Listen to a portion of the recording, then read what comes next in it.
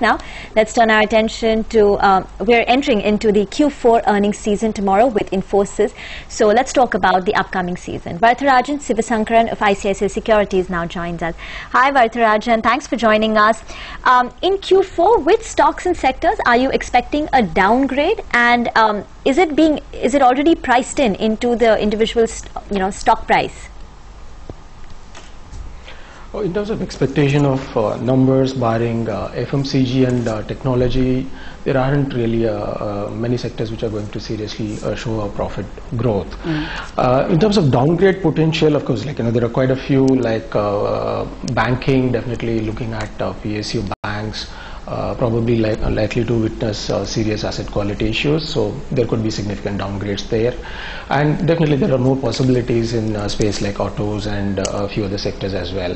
So there quite a bit of possibility in terms of downgrade and estimates on those sectors. Varatha, I have your overall average numbers. Your report says revenue and EBITDA growth are likely to be at 4.5% and 4%. So that's revenue growth at 4.5%, EBITDA growth at 4% YOY. But earnings will be a 2.1% decline. Now that's the average that I get from your report. Where will be their sharp YOY declines sectorally?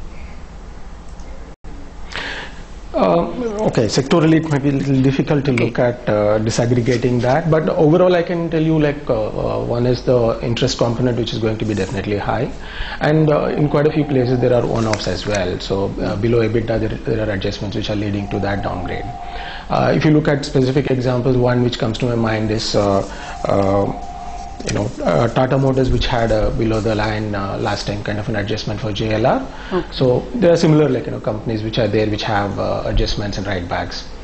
So what will the Sensex EPS look like according to you? With this minus 2.1% earnings decline, what will the Sensex EPS look like at the end of the results? Okay, and frankly, we track Nifty. Nevertheless, if you really look at it, YOY FY13 versus FY12, I would think this kind of a numbers which are panning out, which are expected to pan out, we could be looking at anywhere between 1 to 1.5% kind of a FY13 estimate growth cut vis-a-vis FY12. So that would be the reduction in growth we would be looking at. For FY14, what's your expectation of Sensex EPS? Yeah, once again I'll talk about Nifty.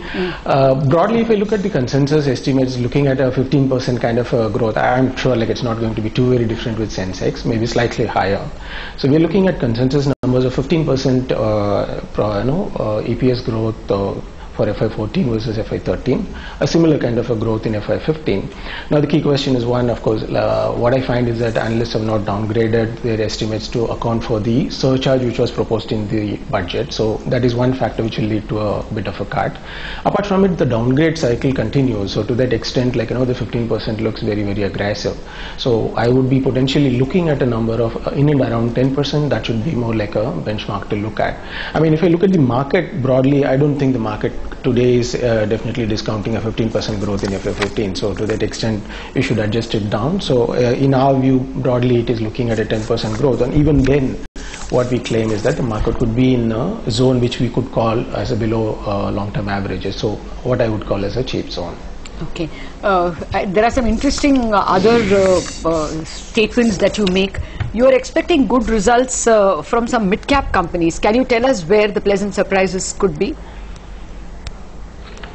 Okay, I don't seem to be having the specific data on mid-cap companies. We broadly cover hardly 2 or 3 mid-caps as special mid-caps other than the regular sector-related mid-caps. So there, obviously, we have stocks like Havells, you have stocks like Bajaj Corp, you have Mahindra Holidays. Across the board, you look at relatively strong numbers for all of them. Okay. All right. Then let me come to the bigger sectors itself. There's 2 sets of stocks that have done very well so far, FMCG and Pharma. You say that earnings are going to be below par. FMCG may witness lower growth, although better margins, and Pharma you are negative because of weak domestic volumes. Can you tell us specifically which stocks you think are already overpriced in both sectors? Okay. It's quite easy in FMCG to look at Hindustan Lever, for example. Obviously, the consumption space is growth is slowing down. So probably at current prices, we are fairly negative on HLL.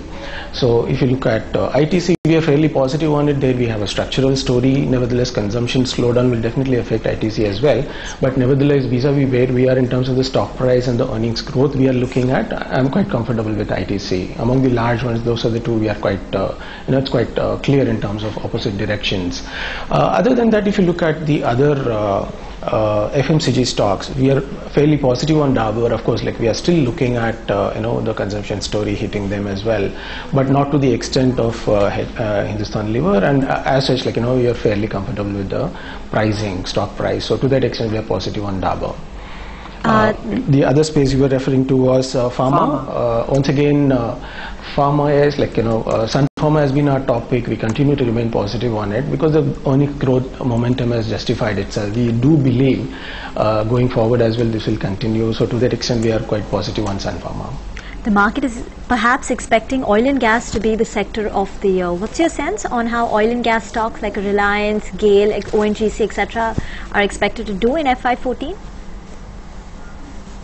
Okay, if you take FY14, obviously with deregulation. No, also the Q4. Also Q4.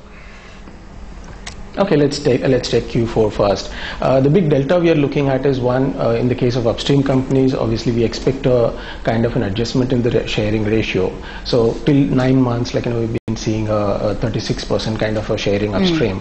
So which is likely to move up. Usually it happens, the adjustment happens in the fourth quarter. So you'll be potentially looking at a close to 40% kind of a number. Okay. Hence, ONGC and Oil India are likely to report a YOY as well as QOQ drop in profit. So that is something which is going to affect the Nifty estimates.